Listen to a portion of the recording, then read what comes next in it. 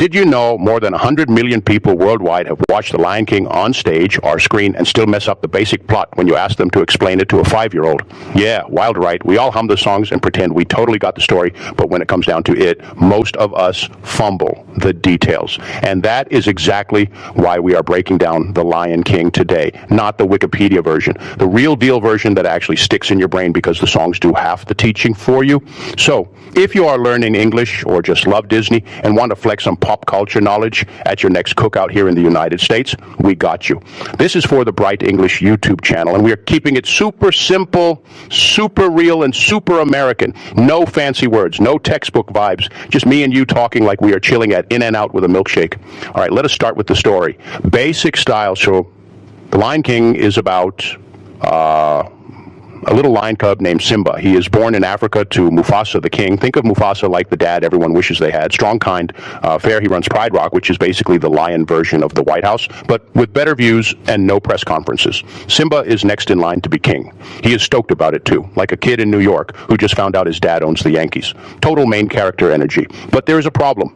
Mufasa has a brother named Scar, and Scar is salty. He wanted to be king, and he is not happy playing backup. Scar is that one uncle at Thanksgiving who brings up politics just to start drama. You know the type. Scar tricks Simba into going to your sardine dangerous gorge. Then Scar and his hyena crew start a stampede of wildebeests. Total chaos. Mufasa jumps in to save Simba. He gets Simba to safety, but Scar betrays him and Mufasa falls. It is heavy, like losing in the Super Bowl in the last 10 seconds, heavy. And then Scar tells Simba it was all his fault. Simba is just a kid. He freaks out and runs away. And Scar tells everyone Simba died too. And now Scar is king. And man, he is a terrible king. Pride Rock goes from sunny California vibes to Detroit in winter. No food, no water, no hope. Meanwhile, Simba is out in the jungle living with a meerkat named Timon and a warthog named Pumbaa. They teach him Hakuna Matata, which basically means no worries. For a while, Simba just vibes, eats bugs, sings songs, forgets who he is. But you cannot run from your past forever. His childhood friend Nala finds him. She tells him Pride Rock is a mess and they need him. Then this wise old baboon Rafiki shows up and bonks him on the head with a stick. Because sometimes you need a literal wake-up call. Simba talks to his dad in the stars. Mufasa tells him to remember who he is. So Simba goes back. He fights Scar. Learns Scar actually killed Mufasa. The truth comes out. Simba wins. Scar gets what he deserves. Rain falls. Pride Rock heals. Circle of life, baby. Simba becomes king with Nala. They have a cub.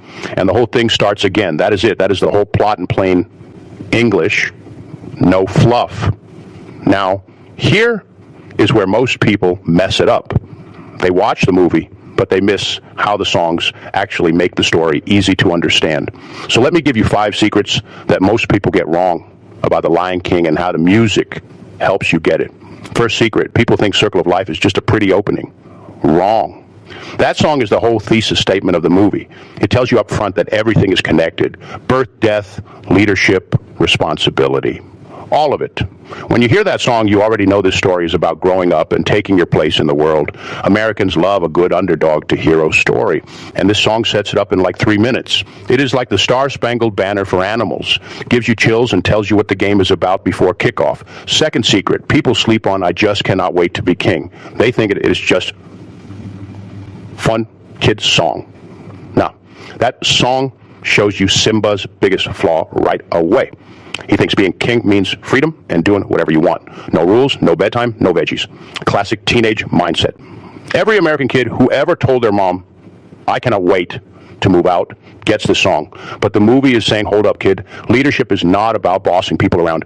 It is about service. The song is foreshadowing. Simba has to unlearn that whole idea before he can actually rule.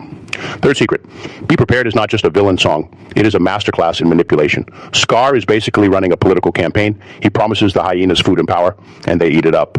Sound familiar? That song teaches you how bad leaders rise. They find people who feel left out and tell them what they want to hear. Scar does not have a plan to fix Pride Rock. He just wants the crown. In the United States, we have seen that playbook before. The song makes it obvious if you listen to the lyrics and not just the spooky green smoke. Fourth secret, Hakuna Matata feels like the best life advice ever. And it is. Kind of. People think the movie is saying, forget your problems and just chill. Nope. The movie is saying that phase is temporary. It is like taking a gap year or moving to Florida to find yourself. It helps you heal. but you cannot live there forever. Timon and Pumbaa are great, but they are not going to help you pay taxes or fix your family drama. Simba has to leave Hakuna Matata behind to grow up. That is a tough pill for a lot of us. We all want to stay in the hammock, but life calls. Fifth secret, can you feel the love? Tonight is not just a love song, it is Simba's turning point. Up to that moment, he's avoiding everything. But when he is with Nala, he starts feeling stuff again. Responsibility, guilt, love. The song is slow and quiet because that is how real change happens. Not in a big fight scene. In a quiet moment under the stars when you realize, oh snap, I have to go home and face this. Every American who ever left their hometown and came back for the holidays knows that exact feeling. So how do the songs help with comprehension? Simple. They act like cheat codes. Think about it like this. Imagine trying to learn football by just reading the rule book. Boring, right? But if someone puts the rules into a catchy country song, you remember it. Third and long. Gotta throw deep. That kind of thing. The Lion King does that with life lessons. Circle of Life teaches legacy. I Just Cannot Wait to Be King teaches ambition versus responsibility. Be Prepared teaches you to spot red flags in leaders.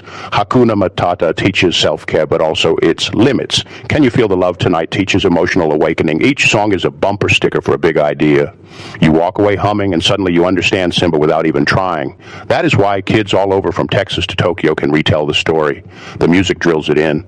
Now let me get personal for a second, because this is where it hits home. I was like Simba when I was 18. I left my small town thinking I was hot stuff. I just cannot wait to be king energy all day. I ghosted problems, told myself Hakuna Matata, worked random jobs, ate way too much fast food. But at some point, life bonked me on the head. Like Rafiki, I had to go back and face stuff I ran from, family, health, money, all of it. And you know what helped me? Watching The Lion King again as an adult. No joke, I heard Mufasa say, "Remember who you are," and I ugly cried into my pizza.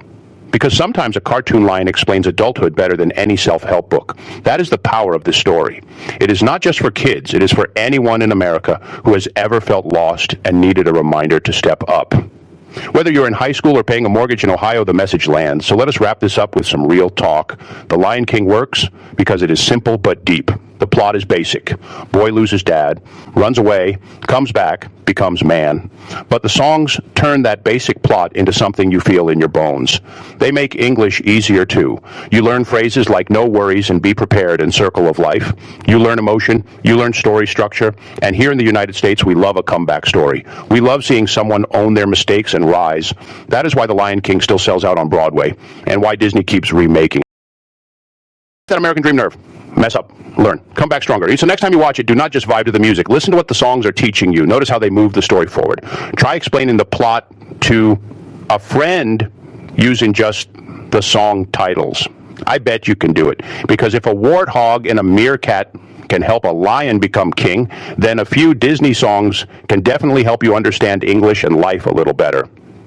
Now here's my question for you, and I want you to fight about this in the comments. Is Scar actually the smartest character in The Lion King because he almost won with just words in a song, or is he just a loser who could not handle not being the favorite son?